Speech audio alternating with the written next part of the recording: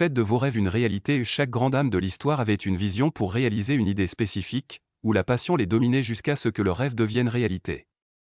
Vous ne serez pas ce que vous voulez à moins de quitter le milieu des perdants, car l'âme le méprise et veut s'en libérer. La volonté de l'homme, cette force invisible, peut l'amener loin vers n'importe quel but, même si les murs des difficultés l'interfèrent. Dans une lettre écrite par Washington alors qu'il avait environ 12 ans, il déclarait « J'épouserai une belle femme, je serai l'un des hommes les plus riches du monde, je commanderai mon armée et je gouvernerai la nation que je dirige. » Aider à créer. Le général a écrit accordé dans ses mémoires d'enfant, quand j'ai vu le général, Scott, assis sur son cheval alors qu'il passait en revue les cadets, quelque chose en moi m'a dit, un jour, tu monteras à sa place et tu seras le commandant de l'armée. Et en effet, c'est devenu une réalité. Tout le monde sait comment ces rêves d'enfants se sont réalisés lorsqu'ils sont devenus des hommes mûrs, comme J. Morgan à qui il a acquis son énorme richesse grâce au pouvoir dynamique de sa pensée, de son imagination mentale et en nourrissant ses visions de jeunesse. C'était un homme aux goûts divers et esthétiques, mais il s'est concentré sur l'argent et est devenu un maître dans son monde. La Grèce antique s'est concentrée sur la beauté et l'art et a été le grand modèle et professeur d'art du monde. L'Empire romain s'est concentré sur la puissance et est devenu le maître du monde. L'Angleterre s'est également concentrée sur le contrôle des mers et du commerce jusqu'à ce qu'elle élève son drapeau sur tous les continents du monde. Les Américains se sont beaucoup concentrés sur le dollar, qu'ils croient être. Il est important de l'obtenir, car ils en rêvent, détestent la pauvreté et aspirent à la richesse. De ce qui précède, nous comprenons que si un ou plusieurs individus se concentrent sur une inclination ou un désir spécifique, ils peuvent l'obtenir, car la concentration est considérée comme une force formidable, tout comme l'électricité. Un jeune homme qui se concentre sur l'apprentissage de la loi y réfléchit, en rêve et lit tout ce qu'il peut obtenir.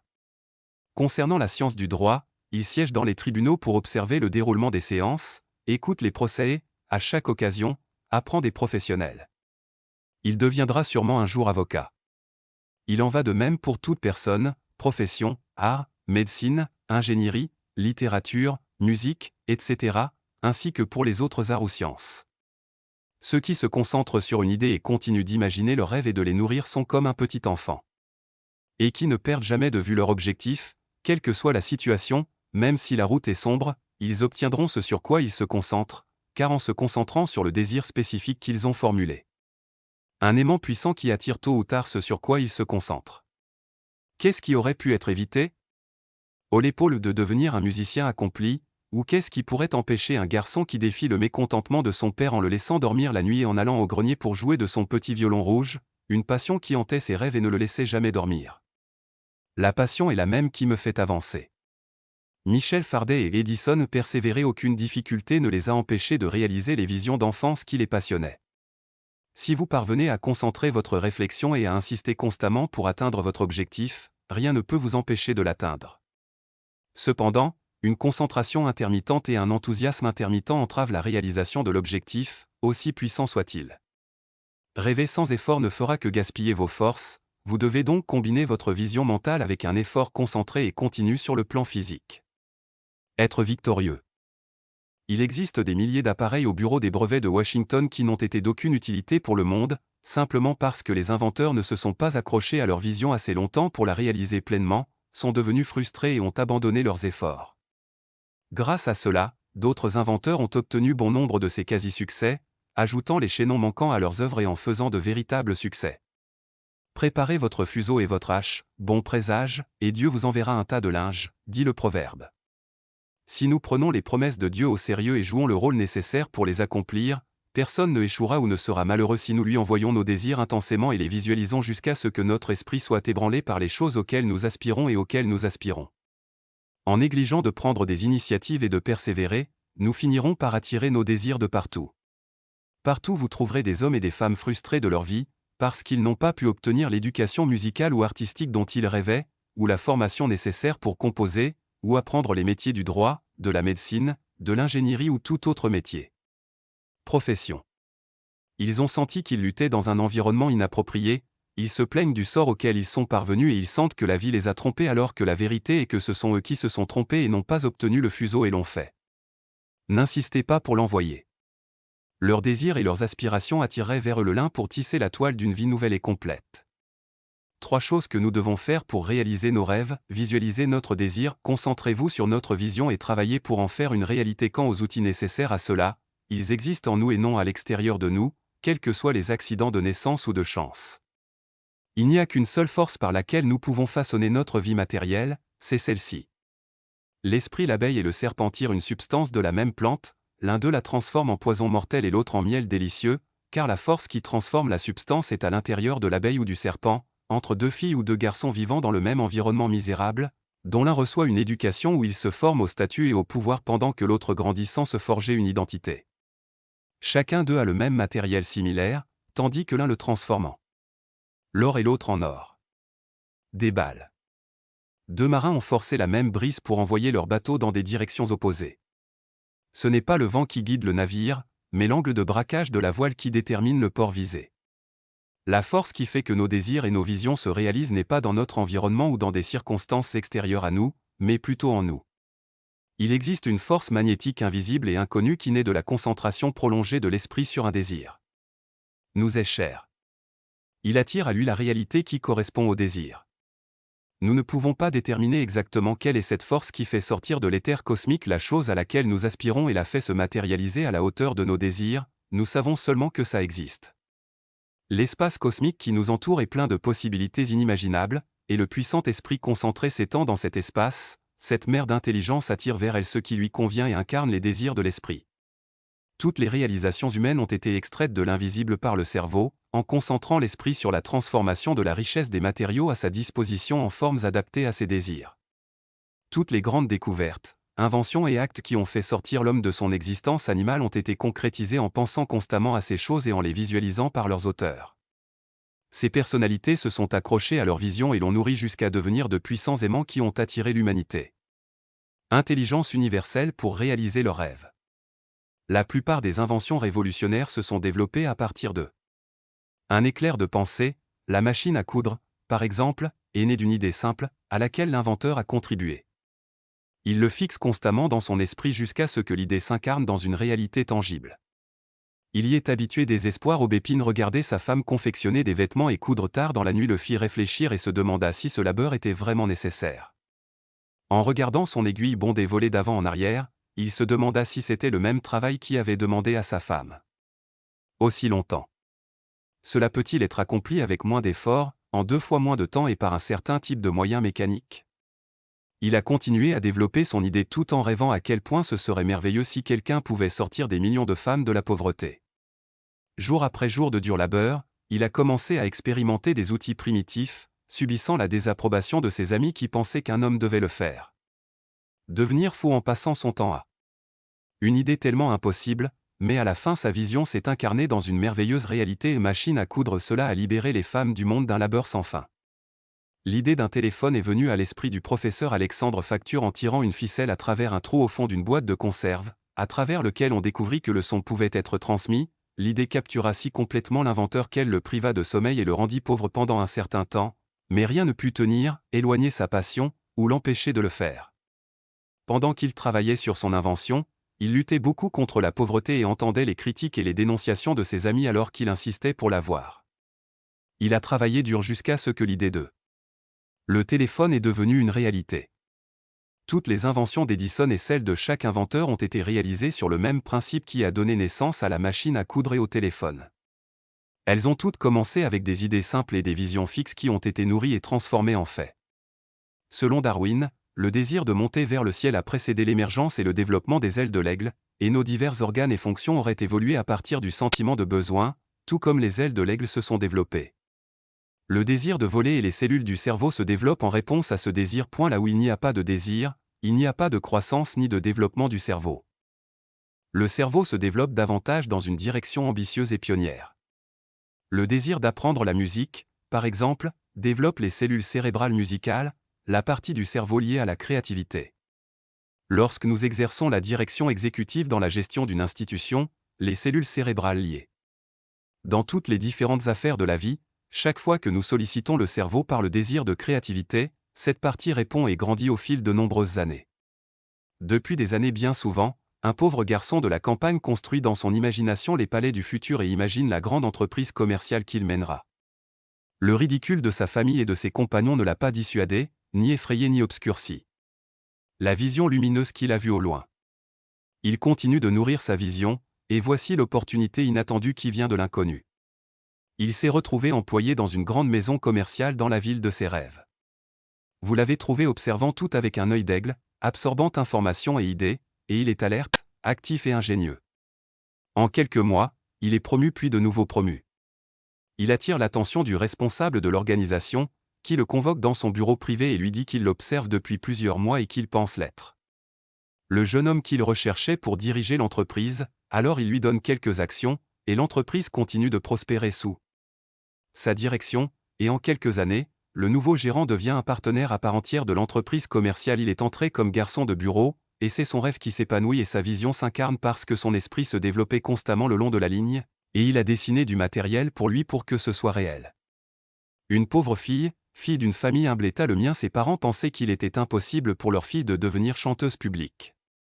Au début, elle ne voyait aucun chemin possible pour réaliser ses rêves, mais elle a continué à l'imaginer et a nourri son désir. Chanter dans la petite chorale de l'église petit à petit, le chemin s'est ouvert pour que la petite fille soit devenue Madame Nordique célèbre, l'un des plus grands chanteurs du monde. Que vous soyez une fille pauvre vivant à la campagne et que vous n'ayez aucun moyen possible de préparer votre carrière, n'abandonnez pas votre désir, qu'il s'agisse de musique, d'art, de littérature ou de tout autre métier. Peu importe à quel point les perspectives peuvent être sombres au début, et continuez à l'imaginer. Votre désir, la lumière et l'opportunité viendront pour vous permettre de le transformer en réalité. Quel que soit votre désir, le Créateur vous en donnera l'opportunité. Pour le faire, à condition de rester fidèle à votre vision. Et vous avez lutté autant que possible pour y parvenir. Des milliers de femmes coincées dans des circonstances difficiles en raison de la pauvreté ou d'autres circonstances ont réussi, même si tout semblait être contre elles. Si vous êtes un garçon dans une ferme et que vous sentez que vous êtes né pour être ingénieur, mais que vous ne voyez pas de moyen d'obtenir une formation technique, ne perdez pas espoir, procurez-vous plutôt autant de livres que possible dans votre spécialité. Et lisez-les attentivement, accrochez-vous à votre vision, poussez-la dans toutes les directions possibles, cela peut prendre de nombreuses années, mais si vous êtes honnête avec vous-même, votre concentration sur votre désir vous ouvrira une porte vers la lumière et vous y parviendrez. Soyez sur la bonne voie vers votre objectif. Les Washington, les Lincoln et les Edison. Et beaucoup d'hommes qui ont tant fait pour leur pays et pour l'humanité ont dû lutter autant que vous devez lutter pour cela. Les opportunités qui s'offrent aujourd'hui aux garçons et aux filles pour investir ce que le Créateur leur a donné sont des centaines de fois supérieures à celles dont disposait l'humanité il y a un siècle. Le plus grand danger de notre époque n'est pas le manque d'opportunités, mais plutôt la perte de notre vision et de notre vision. Laissez nos ambitions mourir dès que nous sommes confrontés à un seul revers ou échec. Au lieu de traiter nos désirs avec sérieux et fermeté, nous ne permettons pas qu'ils soient altérés par des suggestions négatives qui nous appellent à abandonner nos rêves, car s'il n'y a rien de mal avec eux. Cela ne pourrait jamais être vrai, mais nous savons que chaque invention, chaque découverte ou réalisation qui a profité au monde a commencé avec le désir et le désir d'inventer ou de faire une chose spécifique, et que ce désir constant s'est accompagné d'une lutte pour y parvenir. Il est important de réaliser que l'ambition accompagnée d'efforts est en réalité une force créatrice qui tend à se réaliser, mais nos esprits sont comme l'étudiant sceptique qui ne croit que ce qu'il voit à l'œil nu, alors que les choses les plus réelles se trouvent dans l'invisible monde. Nous ne doutons pas. Pour toujours en présence de la puissance qui fait germer la graine et la feuille de l'arbre, et la fleur de la pousse, le fruit et le légume. De la fleur, elle est invisible, cette force qu'on ne peut pas ressentir, mais on sait qu'elle est plus forte que tout ce qu'on voit. Personne ne peut voir, entendre ou ressentir la gravité ou les forces qui équilibrent la Terre et la font tourner à une vitesse fulgurante dans l'espace afin qu'elle tourne autour de son orbite sans dévier d'un dixième de seconde en un siècle. Qui peut en douter? Quelqu'un doute-t-il du puissant pouvoir de l'électricité parce que nous ne pouvons pas la voir, l'entendre ou la sentir? La puissance de nos désirs et de nos aspirations spirituelles, lorsqu'elle est soutenue par l'effort visant à en faire des réalités, est aussi réelle que n'importe laquelle des forces invisibles du grand laboratoire de la nature. Le grand éther universel est plein de son potentiel invisible. Tout ce qui vous arrive en termes de résultats est une réponse à votre appel, et tout ce que vous avez accompli dans la vie est le résultat d'une loi psychologique à laquelle vous avez obéi, consciemment ou inconsciemment. Et ne commettez pas l'erreur de penser que la route ne s'ouvrira pas devant vous parce que vous ne voyez actuellement aucun moyen possible pour réaliser ce à quoi vous aspirez. Recherchez plutôt désormais tous les moyens possibles qui vous mèneront vers ce désir que vous désirez. Aspirez, parce que l'intensité de votre désir d'une profession spécifique ou de faire une chose spécifique est la meilleure preuve que vous avez la capacité d'y correspondre, et que cette capacité vous a été donnée dans un but précis afin que vous pourrez jouer un merveilleux rôle divin dans le grand plan mondial. Le désir est le signe avant-coureur de la réussite et c'est la graine qui germera si vous la nourrissez avec l'effort nécessaire, mais si vous arrêtez de semer les graines, vous obtiendrez la même quantité de récolte que l'agriculteur paresseux. Cela arrivera s'il sème ses graines sans préparer le sol, sans le fertiliser, sans le cultiver ou sans le désherber. C'est la combinaison du pratique avec l'idéal qui amène la récolte de la graine. Vous devez continuer à lutter. Votre idéal, quelle que soit l'obscurité et l'amertume de la route devant vous. Imaginez seulement que vous portez une lanterne qui avancera avec vous et vous donnera suffisamment de lumière pour la prochaine étape. Il n'est pas nécessaire de voir jusqu'au bout. La route, toute la lumière dont vous avez besoin est celle qui éclaire la prochaine étape. Croire en votre vision et votre persévérance fera le reste. Il ne fait aucun doute que si nous faisons notre part, Dieu qui nous a créés et nous a donné une place et une fonction spécifique dans le plan de l'univers réalisera des choses meilleures que nous ne pouvons planifier ou même imaginer. Libérez vos souhaits et vivez vos désirs, et recrutez toute la force et la persévérance que vous pouvez rassembler, et vous serez surpris lorsque vous verrez vos désirs attirer leur goût et comment ils grandiront et prendront une forme tangible, et finiront par devenir de vraies choses. Vos désirs dans l'éther cosmique avec audace et avec la plus grande confiance, car là ils sont rassemblés les matériaux qui transformeront le château de vos rêves en réalité. Le problème avec nous est que nous hésitons à le faire, c'est-à-dire à exprimer nos désirs et la certitude qu'ils se réaliseront, et nous craignons également que le destin se moque de nous, ce qui conduit à ce que nos visions mentales soient vides de résultats. Avec cette mentalité, c'est-à-dire la mentalité d'un sceptique quant à la réponse, nous ne comprenons pas plus les lois de nos pouvoirs intellectuels que nous ne comprenons les lois qui régissent l'univers, si nous l'avions compris. Si nous croyions vraiment en son pouvoir, nos pensées et nos efforts acharnés grandiraient et s'épanouiraient tout comme le fait la petite graine que nous mettons dans le sol. Considérez la graine qui trouve soin et soin avant de donner une nouvelle vie. Voyez comment la pousse fragile doit être tentée par le soleil et l'air pendant des mois avant de pouvoir pousser sa tête vers le haut à travers la terre dure et vers la lumière. J'ai essayé de grandir, et il a dit, il m'est impossible de sortir de cette terre sombre. Il n'y a pas de lumière ici. Je suis très fragile. La moindre pression me brisera et arrêtera ma croissance pour toujours. La seule façon de sortir de ma prison est de traverser cette terre dure, et cela demandera une force énorme pour le faire, et je serai écrasé et étouffé avant de pouvoir arriver à mi-chemin.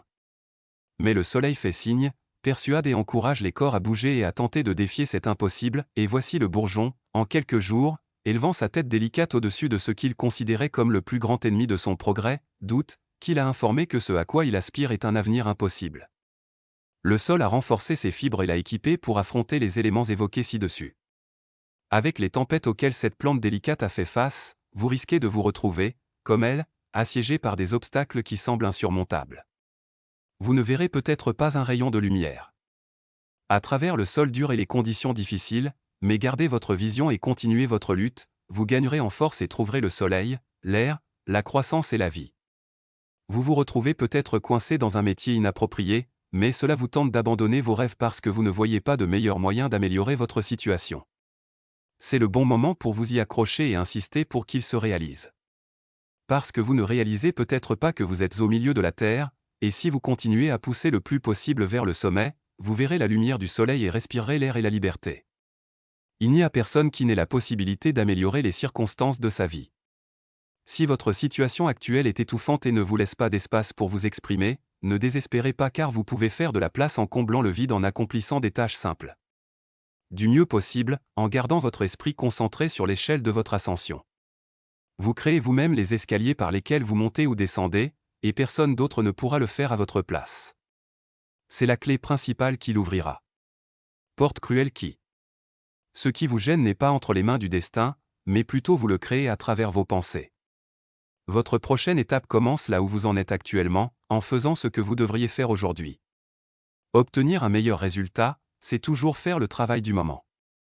Votre travail est le résultat de l'énergie que vous y mettez et de la détermination avec laquelle vous soutenez votre ambition, quelles que soient les difficultés qu'elle rencontre. Ce sont les forces qui ouvrent la porte sur le jardin du succès. Si vous adhérez à votre vision et êtes honnête, sérieux et réel, rien ne peut vous empêcher d'y parvenir. Il n'est jamais arrivé qu'une personne sérieusement déterminée n'atteigne finalement pas son objectif. Un désir grand, persistant et sincère, soutenu par un travail sérieux, ne reviendra jamais sans résultat. Le désir est la base de toute réalisation. Nous sommes le produit de nos désirs, et ce à quoi nous aspirons est ce qui façonne nos grandes vies, et c'est aussi ce qui façonne notre personnalité. Très peu de gens peuvent parvenir à la coordination étroite qui existe entre leur vision et leurs images mentales et les réalisations réelles dans leur vie professionnelle. Si je devais mentionner la principale raison de la plupart des échecs dans la vie, je dirais que c'est l'incapacité à comprendre cela, c'est-à-dire à comprendre la relation entre la pensée et la réalisation, car l'incohérence fait progressivement disparaître les rêves et tout est perdu. Lorsque nous commençons notre vie éducative, professionnelle ou sociale, nous sommes enthousiastes et avons une vision lumineuse et tentante. Nous sommes convaincus que nous gagnerons et que nous ferons quelque chose de spécial, d'inhabituel et d'individuel, mais après quelques revers et échecs, nous avons du courage est perdu et la foi en notre vision est tuée. Ensuite, nous nous rendons progressivement compte que notre ambition commence à se détériorer. Elle n'est plus aussi clairement définie que nos idéaux l'étaient autrefois. Nos intérêts sont devenus insignifiants et obscurs, et nos désirs moins persistants. Nous essayons de trouver des raisons et des excuses à la lenteur de nos efforts et au déclin de notre enthousiasme. Nous pensons que cela peut être dû à l'épuisement, parce que nous sommes fatigués et avons besoin de repos. Ou parce que notre santé n'est pas au niveau souhaité, et que notre désir intense de réaliser nos rêves reviendra. Le temps a passé, mais tout le processus était si astucieux qu'avant que nous réalisions que notre feu, faute de carburant, s'était complètement éteint, nous n'avions aucune emprise sur notre vision et suffisamment puissante, et nous ne comprenons pas la moitié de sa puissance lorsque nous la gardons fermement à l'esprit pour nous aider à atteindre notre objectif. Le fait est que ce que nous retirons de la vie dépend dans une large mesure de la fidélité à nos visions. Si nous y croyons, nous ne les laisserons pas mourir par manque de soins si nous avons vraiment la capacité de les égaler et de le faire. Ne nous trompons pas avec l'égoïsme et la vanité mesquine, le résultat est, pas de malheur, pas d'échec des plans, pas de frustration, aucun obstacle, rien au monde ne peut nous séparer de nos rêves. L'homme qui croit en sa vision de la vie qu'il veut et qui n'est pas seulement un rêveur arrogant ou oisif, voit dans son désir une prophétie de quelque chose qu'il est pleinement capable de réaliser. Il est l'homme qui fait bouger le monde et qui lui consacre la vie dans son effort pour faire correspondre sa vision à sa réalité. Le monde s'écartera pour laisser la place à cette personne confiante. Les gens savent qu'il y a quelque chose qui se passe chez le rêveur qui a une telle confiance dans le rêve de sa vie qu'il sacrifiera tout pour le réaliser. Dans quelle mesure votre vision vous contrôle-t-elle ? Vous tient-il si fort que seule la mort peut desserrer son emprise, ou vous tient-il si légèrement que vous pouvez facilement vous en séparer, sans que rien ne vous encourage à essayer de le rendre réel ? Les frustrations continues sont une grande tentation d'abandonner vos rêves de vie et de renoncer à vos normes, et votre vision deviendra floue en traversant des crises majeures, pendant les périodes de dépression dans le monde et en période de pression financière. Ce sont tous des moments difficiles, mais en réalité, ils mettent à l'épreuve votre forte personnalité, alors ne les laissez pas vous détourner de votre seul objectif. L'homme qui est capable de victoire est celui qui s'accroche à sa vision. Jusqu'à mourir de faim, car il sait qu'il n'y a qu'un seul moyen d'y parvenir, c'est de s'y accrocher malgré la tempête. Et des pressions et des frustrations. Lorsque des malheurs ou des échecs vous arrivent, ne permettez à aucune personne ou à aucun ensemble de circonstances malheureuses de détruire votre foi. Ne vous souciez pas de ce que les faits réels semblent être en conflit avec les résultats que vous recherchez.